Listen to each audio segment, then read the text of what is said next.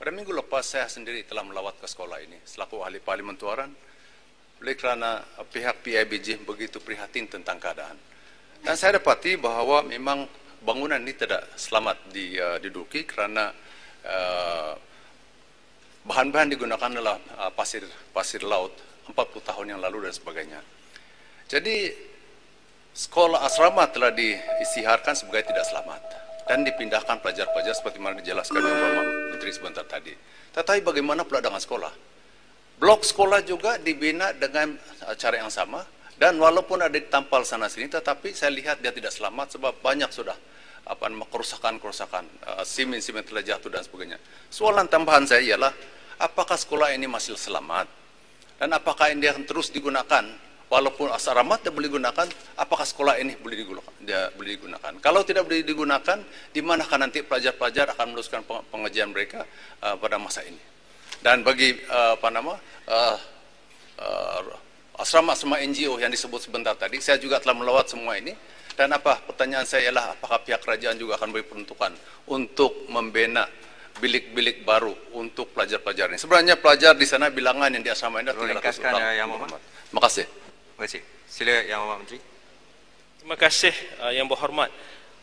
Di atas keprihatinan terhadap keadaan di sekolah di kawasan Yang Berhormat, pertama sekali saya ingin jelaskan bahawa peruntukan 1.5 juta ringgit tadi bukan hanya untuk asrama, adalah untuk seluruh sekolah bergantung kepada fasiliti yang perlu diberi penambahbaikan. Jadi apa yang kita tekankan adalah bahawa sekiranya pihak JKR memaklumkan kepada pihak KPM bahawa keadaan bangunan tersebut tidak selamat, maka kita akan mengambil tindakan segera.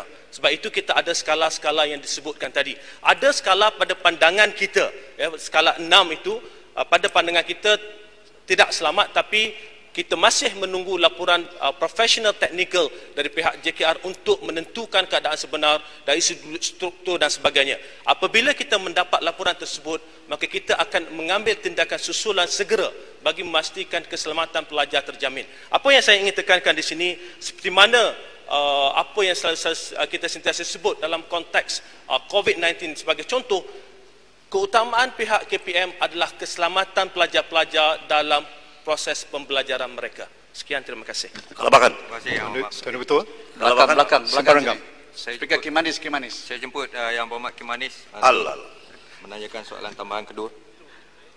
Okay, terima kasih Yang Berhormat Datuk Speaker.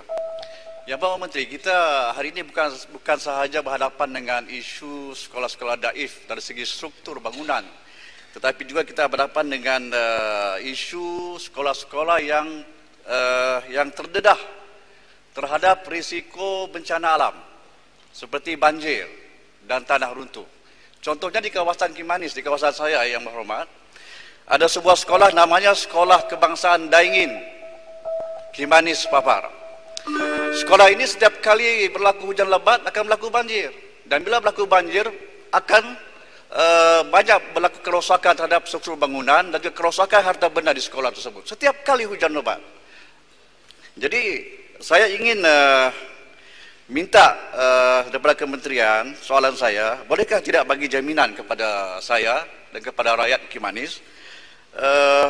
Menteri EPU juga ada di sini, dan Yang Berhormat Perdana Menteri juga ada di sini. Boleh tidak bagi jaminan agar sekolah ini dipindahkan, dibina semula dan dipindahkan ke kawasan lebih tinggi? Sewaktu saya menjadi adun Yang Berhormat, saya telah mengalasi satu tapak untuk sekolah ini. Saya telah minta BPD turun bersama-sama dengan saya minta dengan JKR sekali. Mohon ringkaskan. Tapak sudah jadi. Saya minta jaminan, boleh kita diberi jaminan untuk dibina pada tahun hadapan RMK 12. Terima kasih. Terima kasih Yang Berhormat. Terima kasih Yang Berhormat Kimanis. Pertama sekali kita sedar bahawa terdapat banyak sekolah-sekolah yang berada dalam kedudukan yang berhampiran dengan sungai sebagai contoh, atau di kawasan lembah, dan sekolah-sekolah ini apabila berlakunya banjir, maka sekolah-sekolah ini akan terkesan terlebih dahulu. Dan dari segi ekonominya juga, setiap tahun di kawasan di Ketereh sendiri, di kampung saya, di kampung saya begitu juga, ada satu sekolah naik air sikit habis banjir. Tapi dari segi ekonominya kita sedar bahawa perkara ini jika berlarutan, kesan impak keuangannya adalah cukup besar. Sebab itu kita sedang menganalisa dan mengenal pasti sekolah-sekolah yang berada dalam keadaan ini, yang berada di kawasan lembah, berada di kawasan sebelah sungai, apakah kaedah yang terbaik yang kita akan lakukan, dan keutamaan yang akan diletakkan kepada sekolah-sekolah ini bergantung kepada masalah yang dihadapi oleh sekolah tersebut.